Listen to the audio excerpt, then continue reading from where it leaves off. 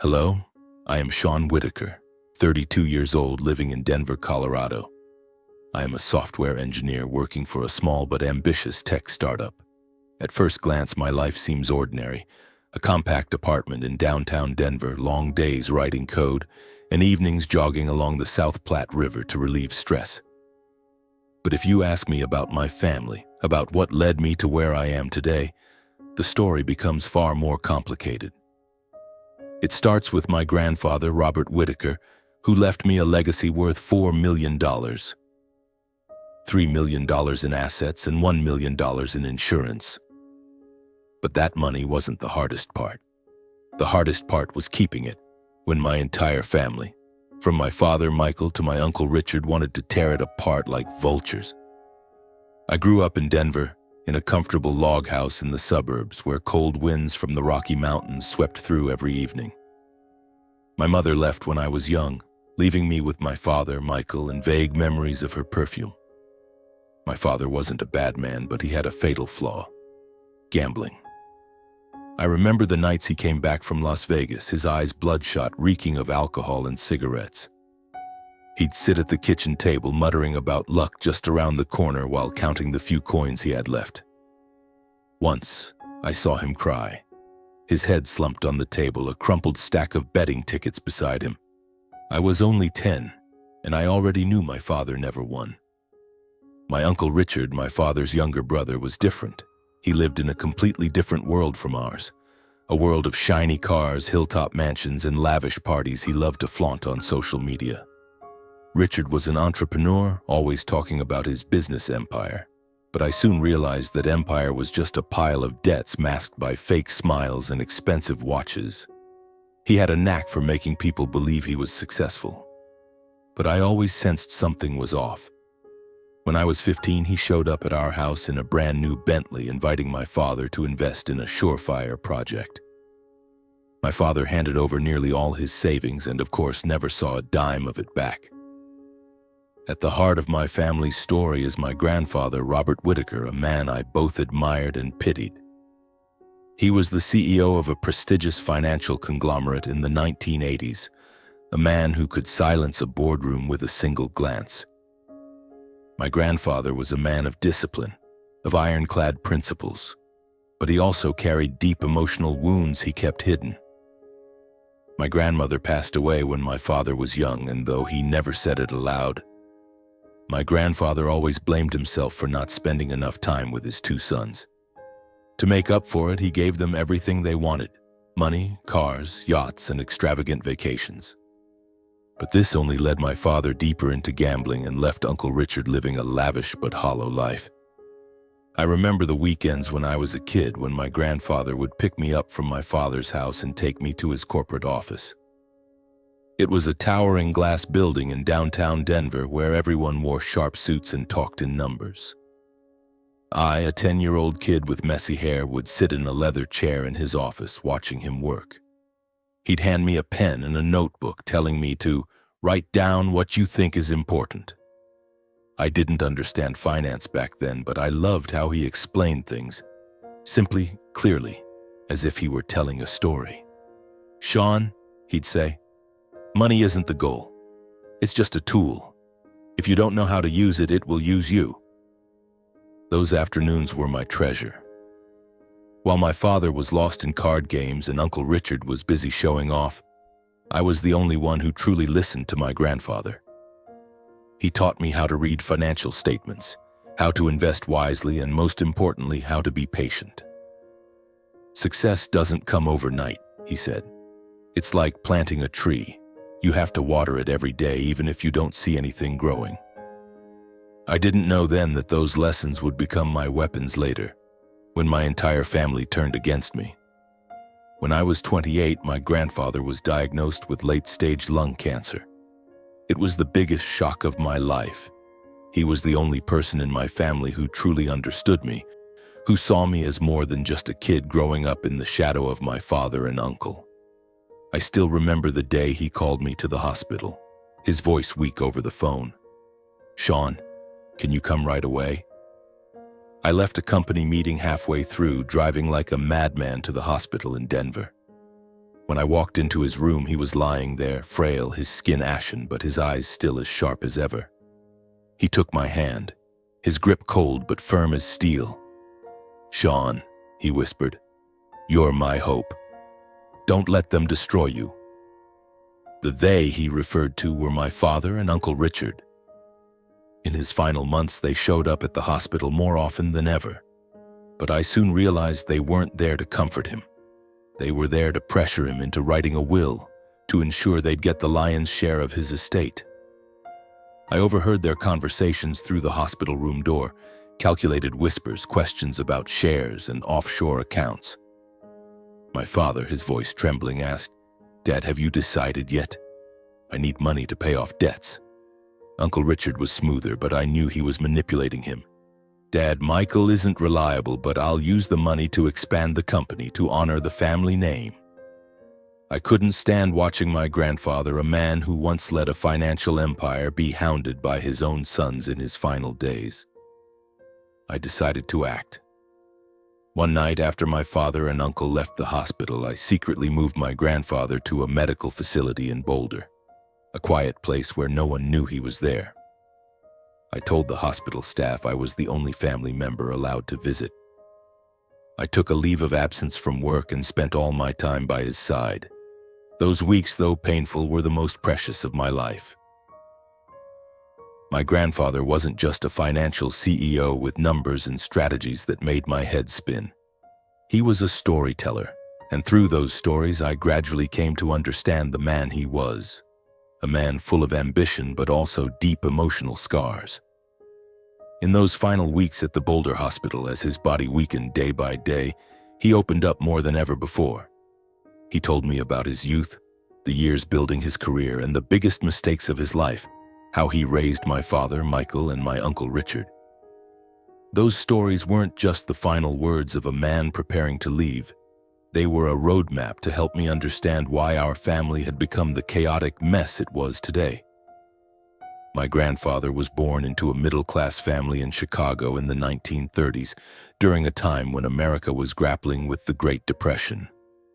He used to tell me about those lean years when his family survived on potatoes and bread.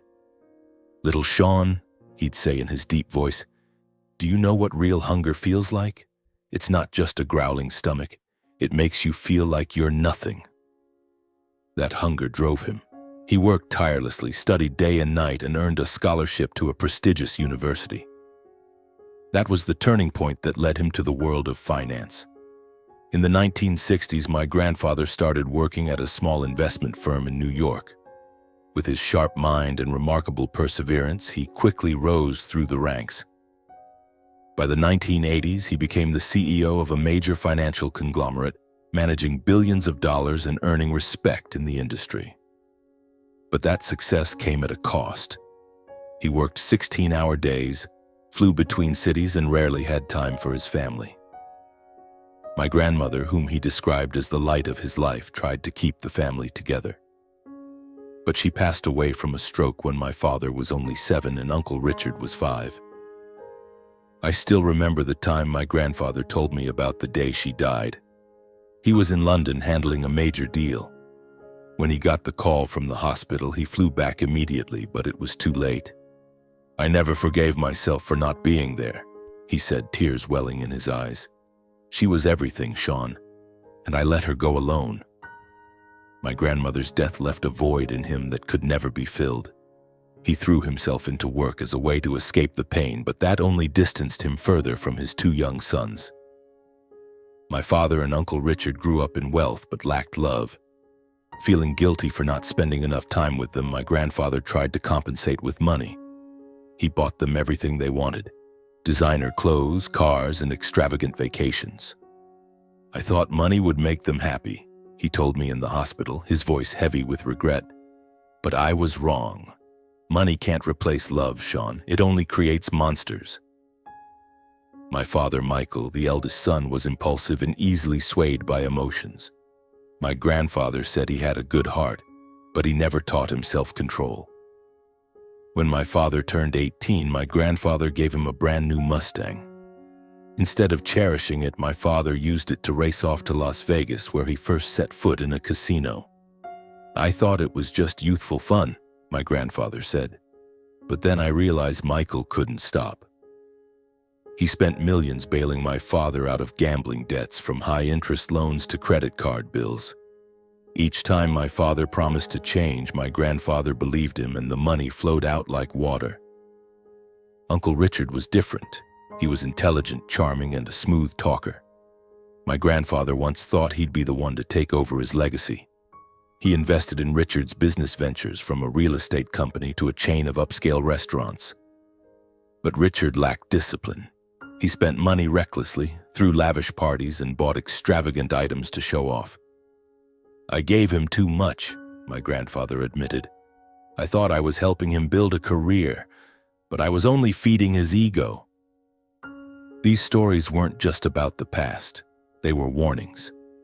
My grandfather wanted me to understand that money could destroy people if not used wisely. I failed with your father and uncle, he said, his voice breaking. But I believe you're different, Sean. You have a cool head and a good heart. Don't let money ruin you. I etched his words into my memory. The first few days at the Boulder Hospital passed peacefully. But on the fourth day, my phone began buzzing incessantly. First, it was my father. I was sitting by my grandfather's bedside, watching him sleep under the dim hospital room lights, when my phone lit up with Dad. I hesitated, my finger hovering over the answer button, but finally picked up.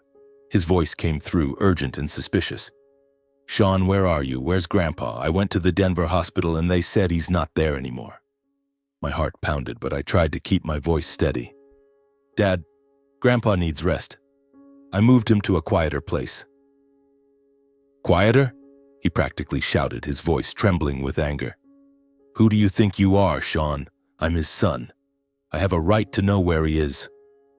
I bit my lip, fighting the urge to spit out bitter words. I wanted to scream that he never cared about Grandpa, that he only showed up at the hospital to pressure him into writing a will. But I didn't. Instead, I said softly, Dad, Grandpa's exhausted. He needs peace. I'm just doing what's best for him. He roared, Don't lecture me about morals. What are you hiding him for, huh? You're trying to manipulate him, aren't you? I didn't respond. I just ended the call, my hands shaking. The phone slipped onto my lap and a wave of anger and pain surged in my chest. Less than an hour later, Uncle Richard called. Unlike my father, his voice was cold and smooth, like he was negotiating a business deal. Sean, hello, he began, his tone so sweet it gave me chills. I heard from Michael that you took Grandpa somewhere. Can you tell me what's going on? We're family, aren't we? I gripped the phone tightly, trying not to fall into his trap. Uncle Richard, I said evenly. Grandpa's being well cared for. I just want him to have his final days in peace. Peace? He scoffed, the sound sharp as a knife. Sean, do you think I'm stupid? You took him away without telling anyone. What are you planning? The will? The money? Blood rushed to my head. Uncle Richard, with all his hypocrisy, dared to accuse me of scheming. Uncle Richard, I said, my voice hardening, I'm not planning anything. I just want Grandpa to be left alone.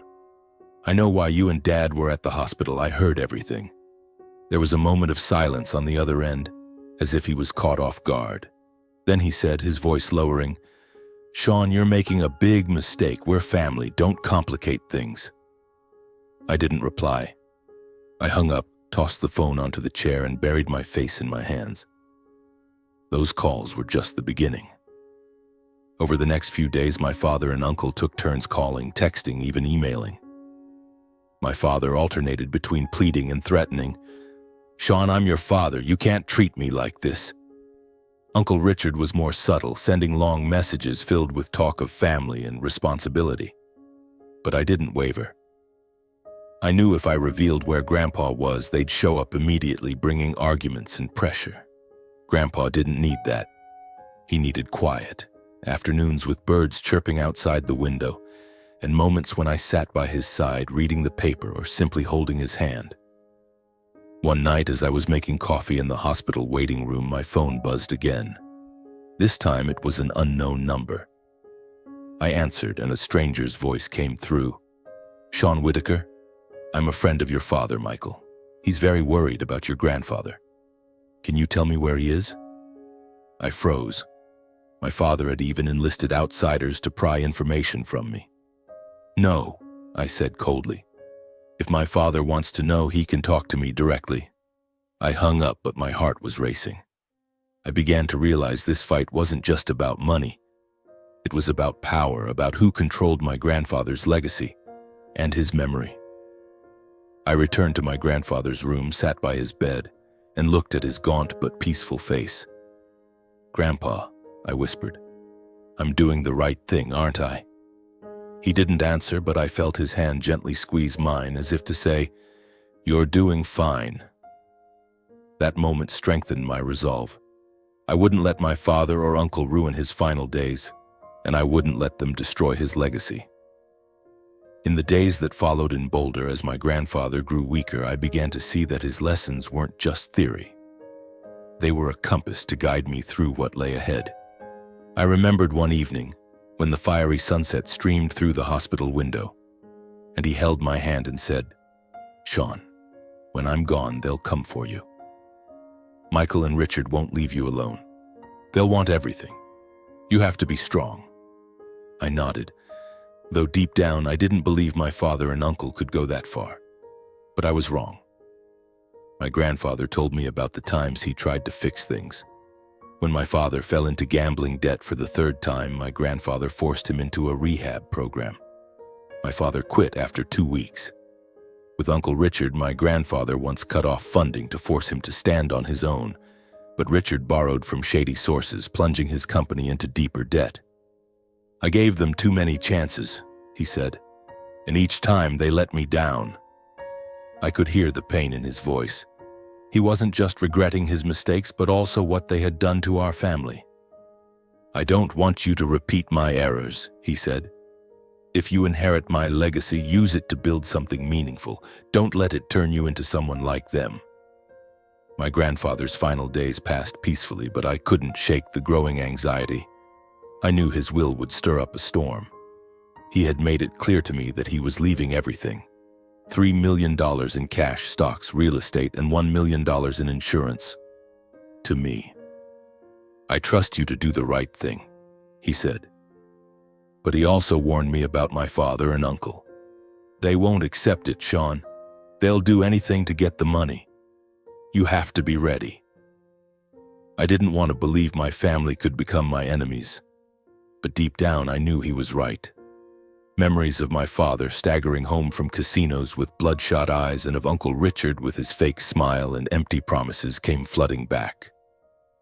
I began to feel an invisible weight pressing down on my shoulders. My grandfather's legacy wasn't just money. It was a burden, a challenge I wasn't sure I could overcome. And so, the inevitable came. The day my grandfather passed away, a light rain fell in Boulder. I sat by his bedside, holding his hand, feeling his faint breaths grow slower. When the machines let out a long beep signaling his heart had stopped, I didn't cry. I just sat there, still gripping his hand, as if letting go would mean he'd vanish forever. But then I knew I had to act. My grandfather had entrusted me with a responsibility, and I couldn't let him down. I gathered my courage to call my father. The phone rang a few times before he picked up. "Dad," I said, my voice trembling.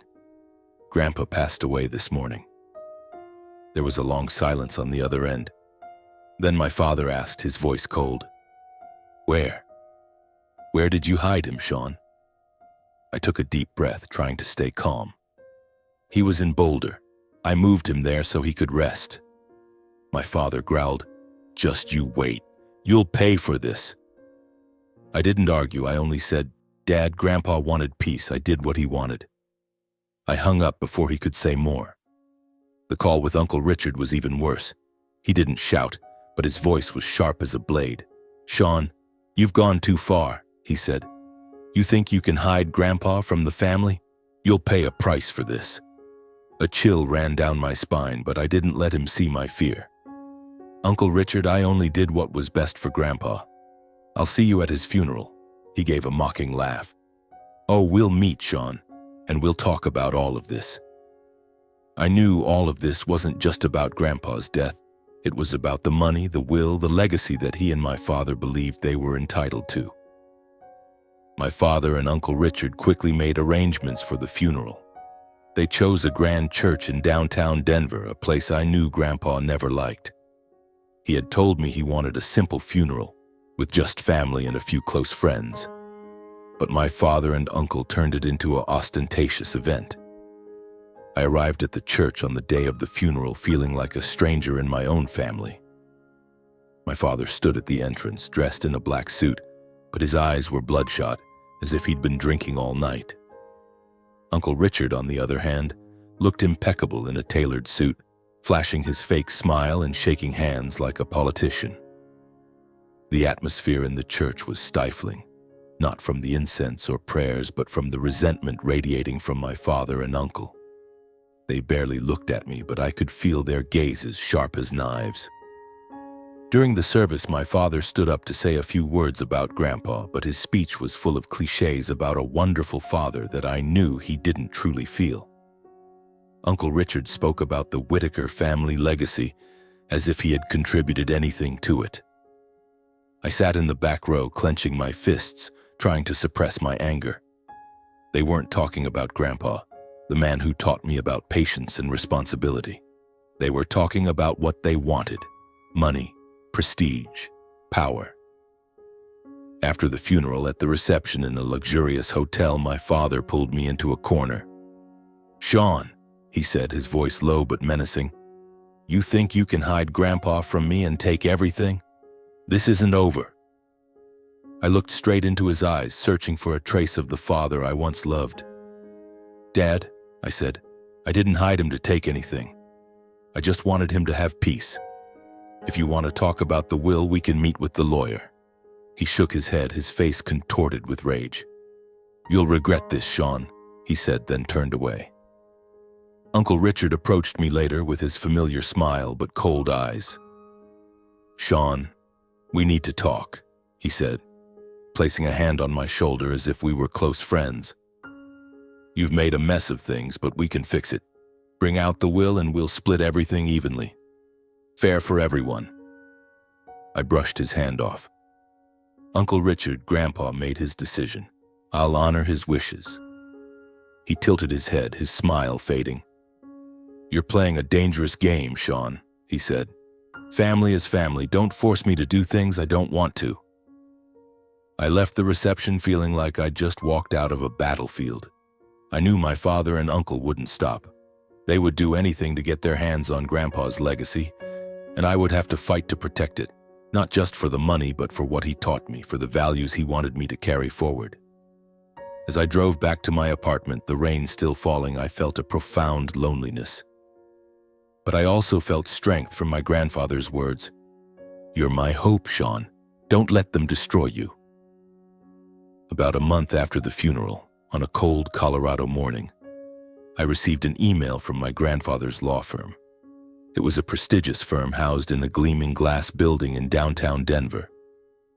As I stepped into the meeting room, my heart pounded. I wasn't sure I was ready to face what was coming, but I knew I couldn't run from it. My father and Uncle Richard were already there, seated on opposite sides of a long wooden table, the atmosphere thick with tension like the calm before a battle. My father wore a wrinkled shirt, his eyes bloodshot as if he'd spent another night at a casino. Uncle Richard, in contrast, looked like he'd stepped out of an ad campaign, dressed in an expensive gray suit with a confident smile. But I knew that smile was a facade.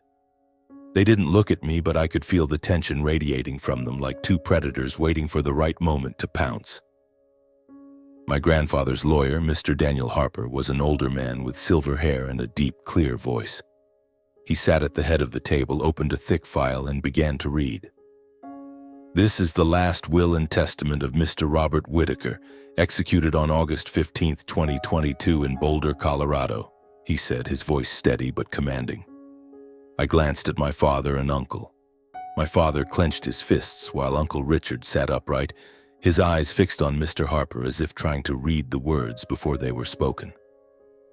When Mr. Harper reached the part about the distribution of assets, the room grew even more stifling. The entirety of my estate, including $3 million in cash, shares in various companies, real estate, and $1 million in life insurance, shall be transferred to my grandson, Sean Whitaker, to manage and use at his discretion. I heard my father let out a sharp breath.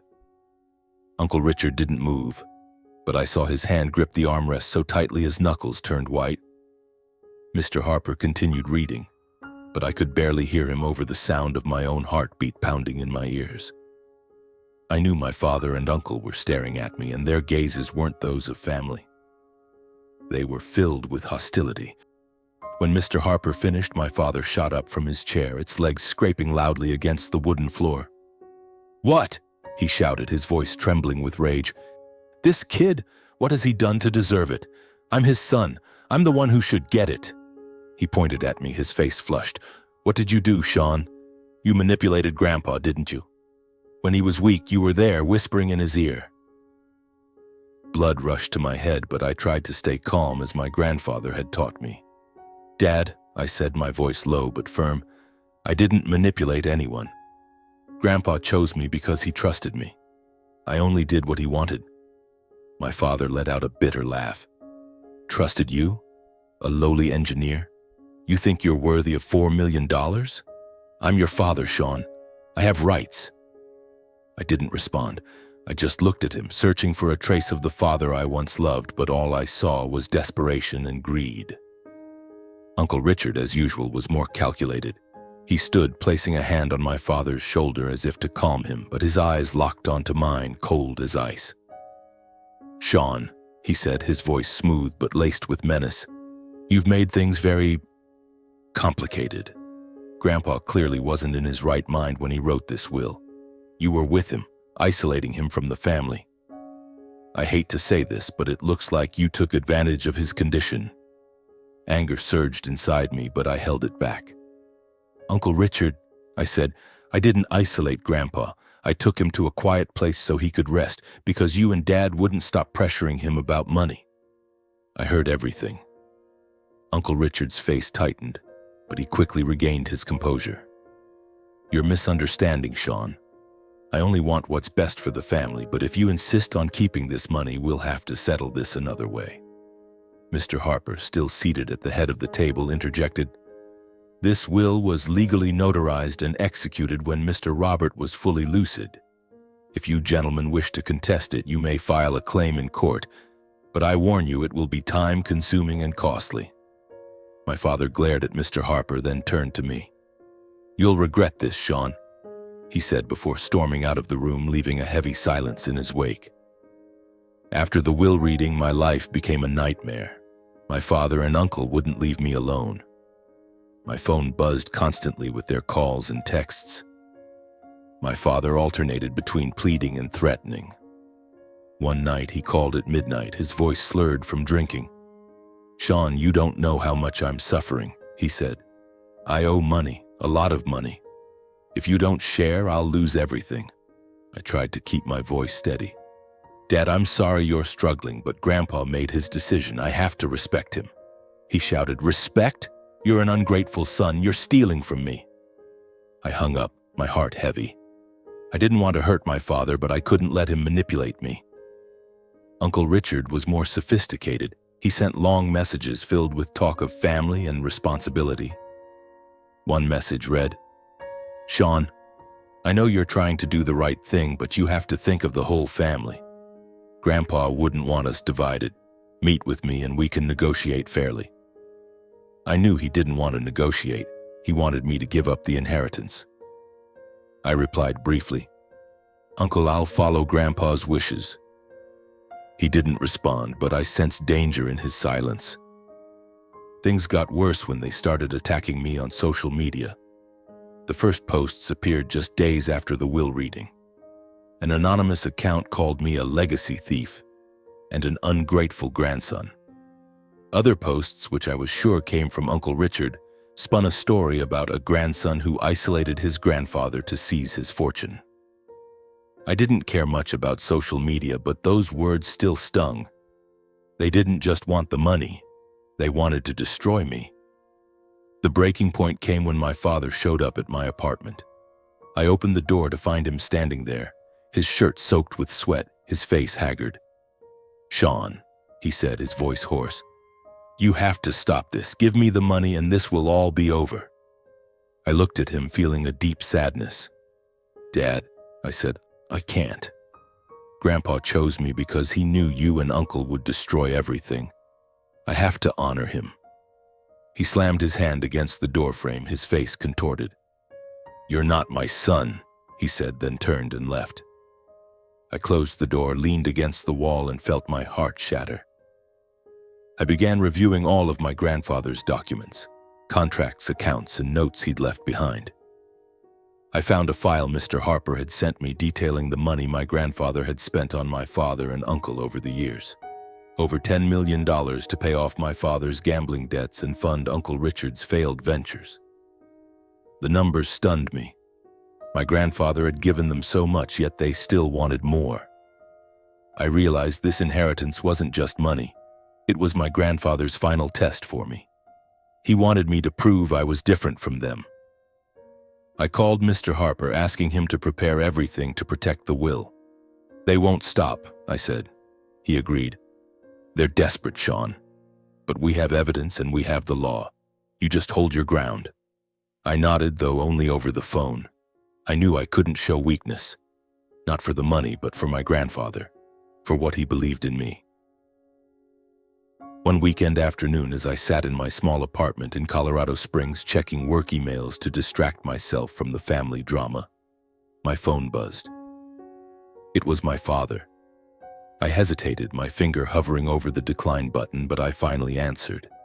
His voice came through, different from before, not angry, not drunk, but soft, almost pleading.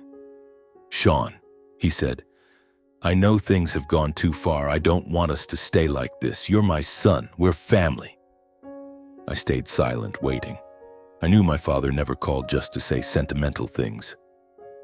Sure enough, he continued, "Your Uncle Richard and I want to invite you to a barbecue at my place.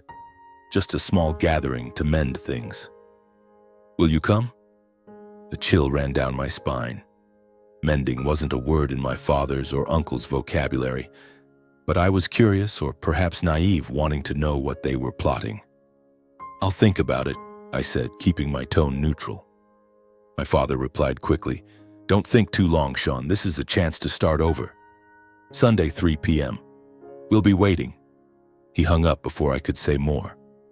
I sank into the sofa, staring out the window where the sunlight faded over Denver's buildings. I knew this wasn't an ordinary barbecue. My father and uncle were setting a trap, though I didn't yet know what it was.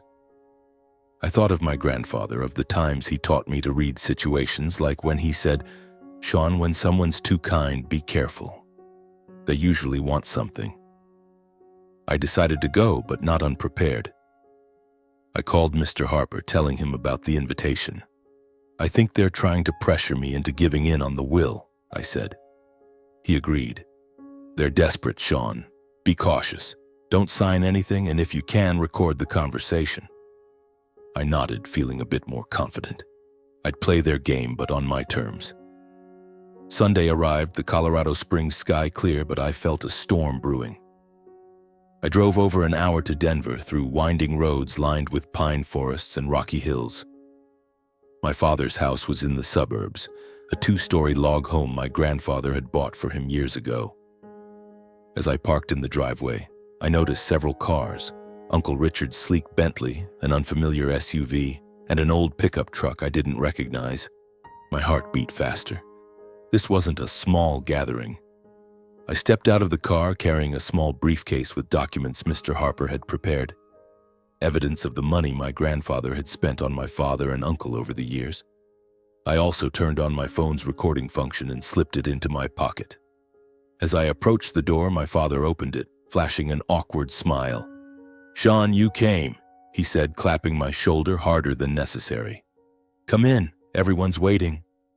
I nodded, but inside I felt like I was walking into a lion's den. Inside, the air was stifling despite the open windows. I saw Uncle Richard standing near the backyard grill talking to two men I didn't know. One wore a suit looking like a lawyer, while the other had a rough demeanor like a debt collector. My cousins Emily and Jake, Uncle Richard's kids, sat at the dining table but avoided my gaze. What stunned me was the presence of Mr. Carter, an old neighbor I'd feared as a child.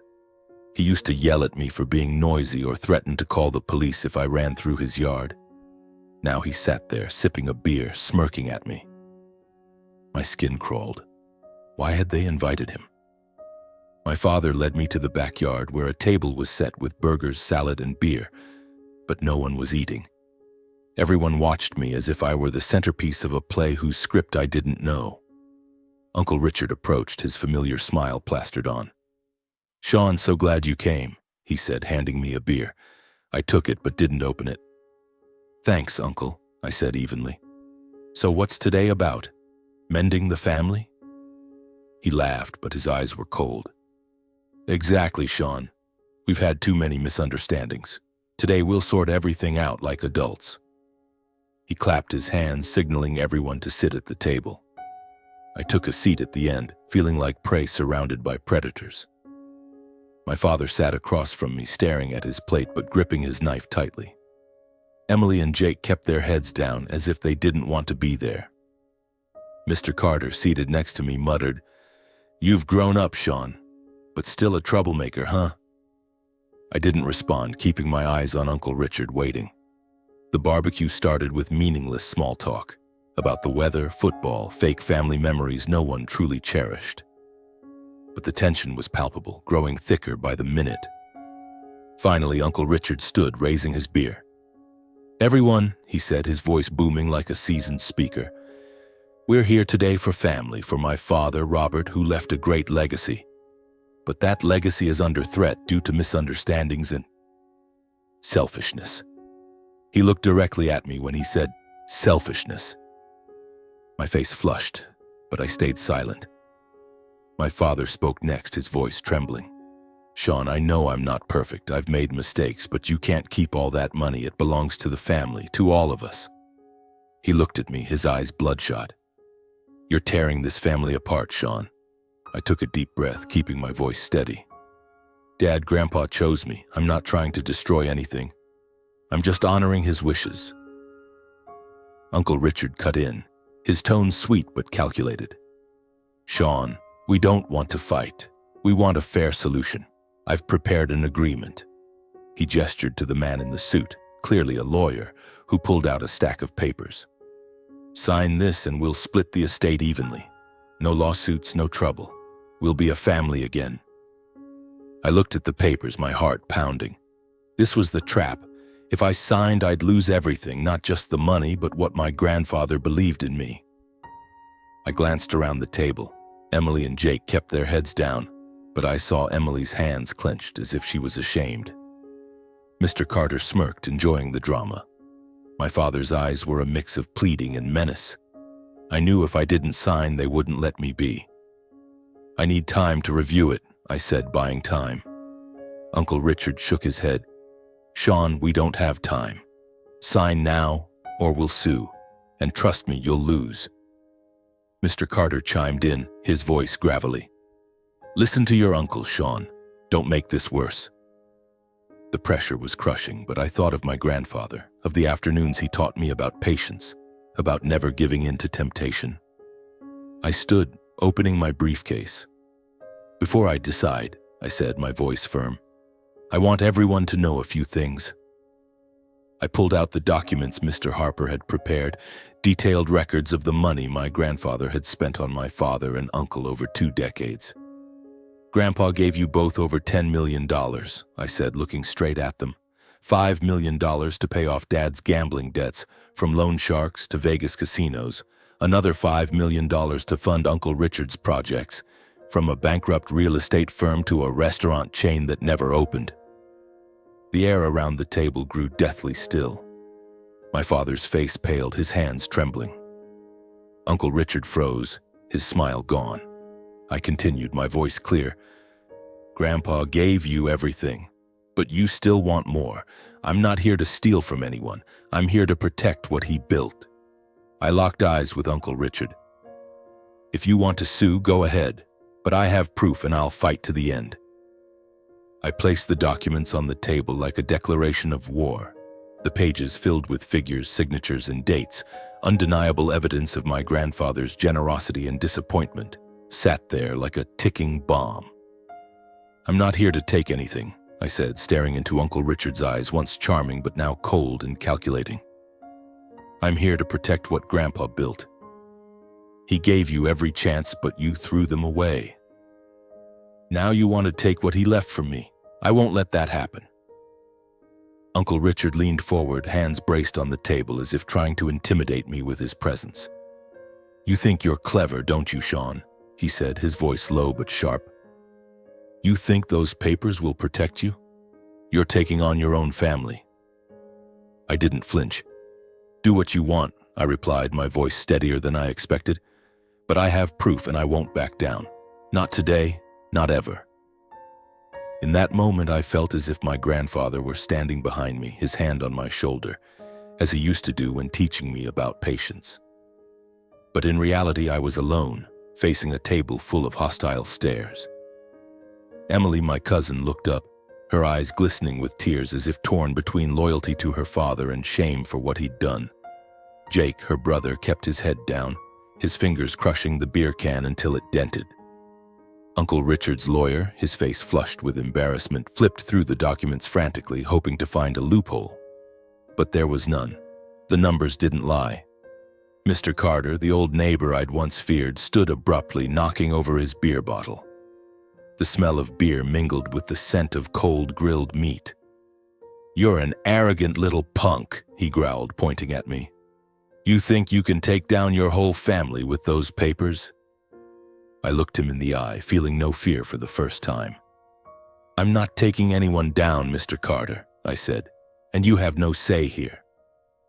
He muttered something, then stormed off, his heavy boots thudding on the wooden floor like war drums.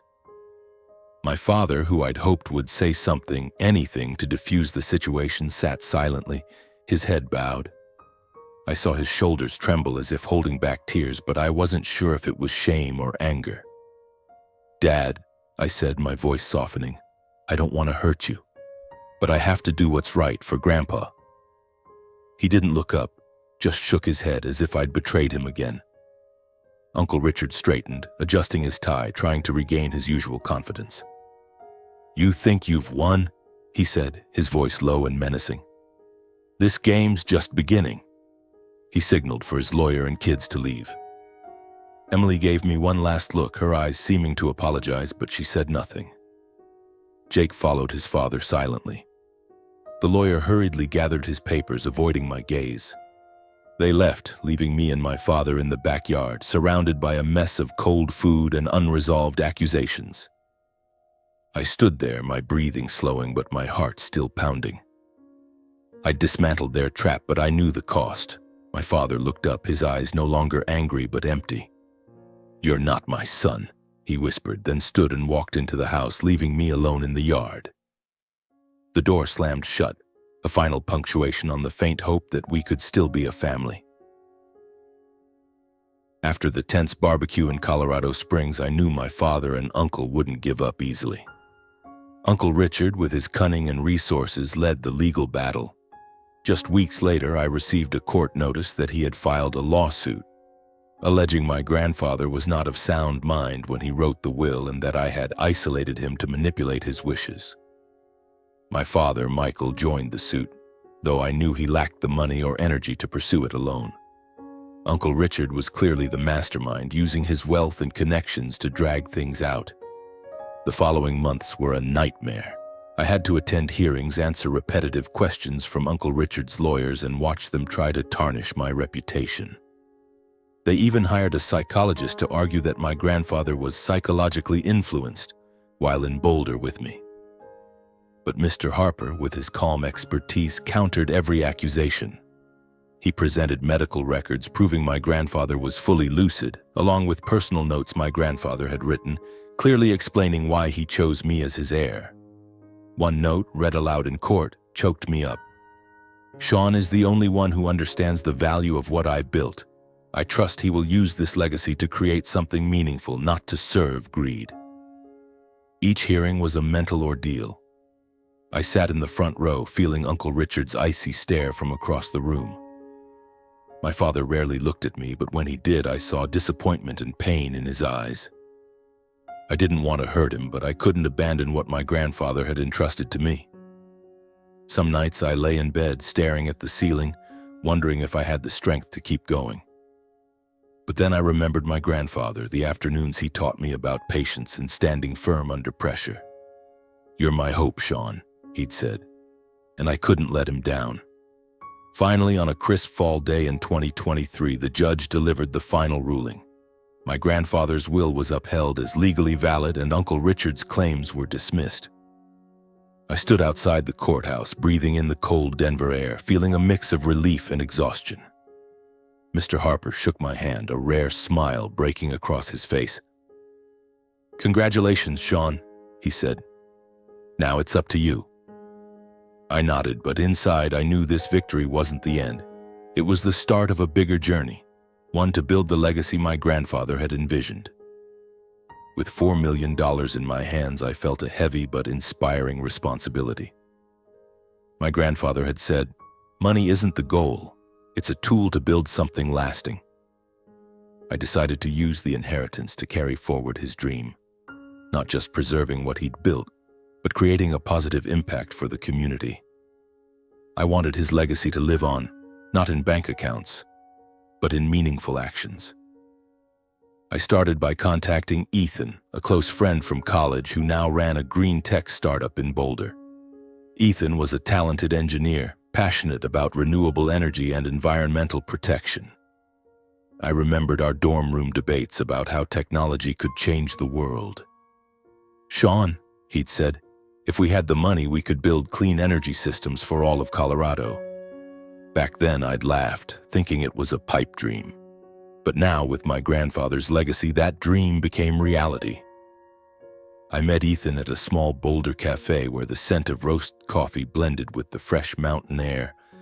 I laid out my grandfather's documents on the table, explaining my plan: to establish an investment fund to support green tech startups in Colorado. "I want to use Grandpa's money to create something sustainable," I said.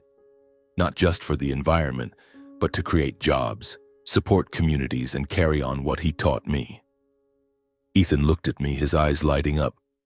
"Sean, are you serious? This is huge." We spent hours brainstorming, sketching out plans for a fund called Whitaker Green Ventures. Over the next few months, Ethan and I worked tirelessly. We hired a small team of financial experts and environmental engineers to evaluate potential projects. I invested $2 million of the inheritance into the fund, focusing on companies developing solar energy, water recycling systems, and energy storage technology. One of our first investments was a startup in Fort Collins working on recycled material batteries for renewable energy. When I visited their facility and saw young engineers working with burning passion, I felt like my grandfather was smiling somewhere. This was what he wanted. Money used to build the future, not to feed greed. Beyond the investment fund, I wanted to honor my grandfather in a more personal way. He told me that education was the key to changing lives, as a scholarship had lifted him out of poverty in 1930s Chicago. I decided to establish a scholarship fund in his name, the Robert Whitaker Scholarship Fund, to support underprivileged students studying finance or technology. I allocated $500,000 from the inheritance to launch the fund, partnering with a Denver university to manage it.